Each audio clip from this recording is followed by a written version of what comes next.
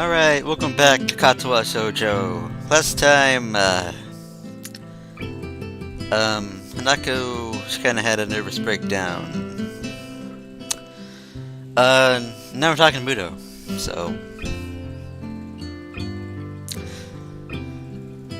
for example, I wouldn't keep you in class for having trouble breathing, would I? But that's not... Muto cuts me off before I can even think about finishing my sentence. Isaac was... I still don't know how to say last name. Aizako's case is much like that. Instead of CPR or a pacemaker, it's what she needs is time and space. Philly is made aware of this on the day she arrived here. Thus, whenever she was into classes, we let her do so. And even though she's a star pupil, she's passed all her exams, so she had an affected ability to study. Is that enough? I wasn't really about to protest, but I can't find a fault in his argument. Their condition is for to see wholly psychological. Its worst effects have been on her psyche. This puts me off, though. Isn't he just passing on the responsibility for her problem? Surely he can't go on like this for her entire life. I understand you might be used to this type of thing yet. It's a big change for you. That said, it's less than a year than graduation now. Maybe you won't have to get used to this school. Keep your head down. I'm sure you'll do well enough in your exams. I humbly nod, simply to acknowledge that I'm listening and not in agreement. I feel like I was getting used to school, but I feel like it's been thrown back in my face. But what about Hanako? I believe, well, I hope, that she will perform well enough to do what she wants to do. What that is, I don't know. Not all students leave school with an idea of what they want to do, unfortunately. It takes care to emphasize that last word, as he wasn't quite clear enough already. It gives me a moment to mull over his words. Date's been a chosen day, and I doubt you'll able to concentrate much anyway after what's happened, so I'll let her take the rest of the day off. Your records are good in class so far, so maybe you think you won't have any trouble catching up on what we're doing. Gives a small smile along with his praise, as make it for the serious lecturing before now. We'll collect your things. I'll see you tomorrow. Right, thank you.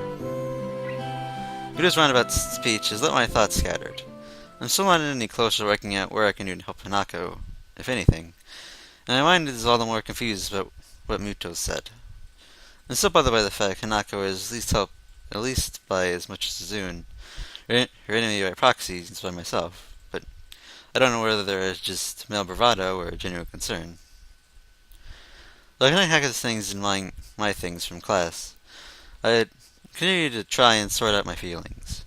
I want to say I understand her and I'm there for her, but while I might be able to say that just yesterday, I can't say it now. I wish I could. I lay in my bed, trying to collect my thoughts. After Nako's panic attack, I found myself fundamentally reassessing the relationship we share and what I know about her. I had a hard time enough dealing with her 4 months ago in the hospital. One look at her scars told me that she was in a lot longer than I was. Be that as it may, I know nothing about her past. She has told me about the house fire, but only in the most basic way. One of her family has told me honestly about them. There hasn't been a good opportunity to bring it up. I don't know where she grew up, what her old school was like, none of her past friends or wishes or ambitions, not even her taste in music, food, movies, all little things, but I knew about all my friends. What I've been doing for all this time has been with her and Lily. This is I hear the bells ringing instantly in the classes. Then I look, Lily soon realized neither I and Hako are around and turn the dormitories. My phone starts ringing, cutting my thinking short. It quite startles me, as I've rarely been called since I became Yaku. Hello? Asao Nakai speaking. Oh, Asao, glad I found you. You weren't in any usual places, so let this be the fastest way to contact you. First, I guess be Lily, as she's one of the few people I'll give my phone number to. Even through her phone, her voice sounds slightly on edge. Hanako and I left class early. She had some kind of panic attack. And the line goes silent. Went into the background sack. Would have thought Lily had hung up on me. I understand. You come by my room? I'd like to talk with you. Sure, I'd appreciate the chance to have a bit of a talk, actually. Good, good. I also have some bad news. I think we should discuss this in person. Try to get serious with the situation from Lily's tone. Sounds so calm most of the time, but that could be a good or a bad thing, depending on how you look at it. Okay, I'll be right there. Like Nako's school things on my desk, head straight to Leia's room. Wrap my knuckles on the door, and soon she calls me in.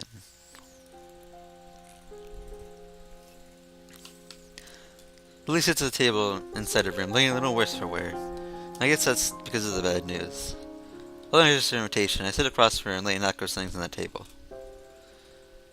Well, there's nobody near us waiting. You mind going first, Asao? What happened today? Maybe this is already beginning to fade, but I explain it the best I can to Lily. Friday and Nako work with the group. Zune and Mishra's questioning, our forte to the town getting discovered, and the subsequent panic attack. I had Zune's reaction almost as an afterthought, but at least there was some kind of comfort in hearing about it. Shoujo don't come around for no reason. Let's see some history there, but now isn't time to explore it. I see. You said our therapist assistants were helping, but I had my doubts. It's quite a shame. Birthday caused problems before, and I had hoped she would have improved with you around, and more intensive therapy. Where's Hanako now? Last time I saw her, she was in the infirmary. I guess she'd gone to back to her room by now. It wasn't in the library or the tea room when I checked, so I can only assume that too. Said you also had some bad news. What's the matter? Do they concern Hanako? Only such a position. The body's way of saying she's searching for the right words. My aunt has fallen gravely ill. I'm afraid I'm having back to Scotland to visit her and spend some time with my family. What? Is she alright? When do you leave?